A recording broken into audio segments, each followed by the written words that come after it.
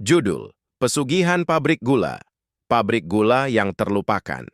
Di sebuah desa terpencil, berdiri sebuah pabrik gula tua yang sudah lama terbengkalai. Konon, pabrik ini dulunya merupakan pabrik gula terbesar di wilayah itu, namun kini tinggal kenangan. Pabrik itu menjadi tempat yang sangat menyeramkan setelah pemiliknya, seorang pria kaya bernama Pak Gunawan, meninggal dalam keadaan misterius. Narator dengan suara tegas dan menggugah. Pabrik gula yang terlupakan ini menyimpan banyak rahasia kelam, rahasia yang tak pernah ingin diketahui orang banyak. Masyarakat desa mengatakan bahwa Pak Gunawan, pemilik pabrik itu, tidak pernah berhasil meraih kesuksesan tanpa harus mengorbankan nyawa. Tapi siapa yang tahu, keinginan besar untuk kaya raya bisa membuat orang nekat melakukan apapun, bahkan menyalahi hukum alam. Kedatangan peneliti muda. Seorang peneliti muda, Dimas, datang ke desa itu untuk meneliti tentang sejarah pabrik gula tersebut. Ia mendengar rumor bahwa pabrik ini terlibat dalam praktik pesugihan yang sudah berlangsung bertahun-tahun. Dimas tertarik untuk mengungkap kebenaran di balik mitos tersebut. Dimas berbicara pada dirinya sendiri. Aku akan membuktikan bahwa semua ini hanya mitos. Ini hanya cerita-cerita kosong dari orang-orang yang ketakutan. Aku harus masuk ke dalam pabrik ini dan mengungkap kebenarannya. Dimas mengunjungi pabrik yang kini terbengkalai itu, merasakan hawa dingin yang menusuk. Ia mulai menyelidiki setiap sudut bangunan yang sepi dan berdebu. Penemuan yang menghantui. Saat menjelajahi lantai atas, Dimas menemukan sebuah ruangan yang terkunci rapat. Setelah memaksakan pintu, ia menemukan sebuah altar besar dengan banyak benda aneh dan sebuah patung yang menyeramkan di tengah ruangan.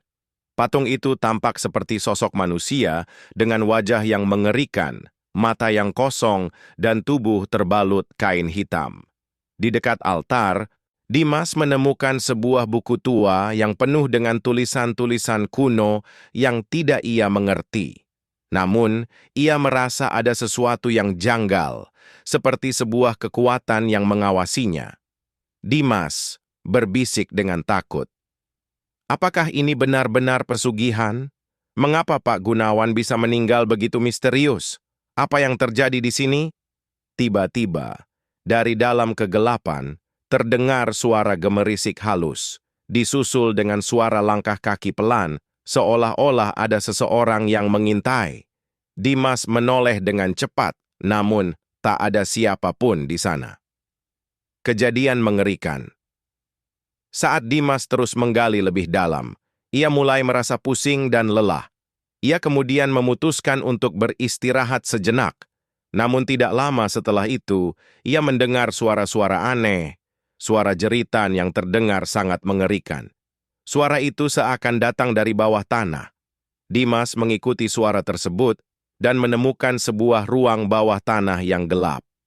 Di dalam ruangan itu, ia melihat beberapa orang yang terikat dengan rantai, terlihat sangat pucat dan lemah, seperti orang-orang yang telah lama terperangkap di sana. Salah satu dari mereka, seorang pria tua, melihat Dimas dengan mata penuh harapan. Pria tua dengan suara parau. "Jangan teruskan, nak.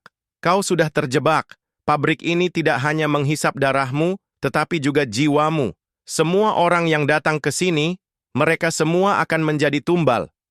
Dimas terkejut. "Apa maksudmu? Apa yang terjadi di sini?" Pria tua dengan napas terengah.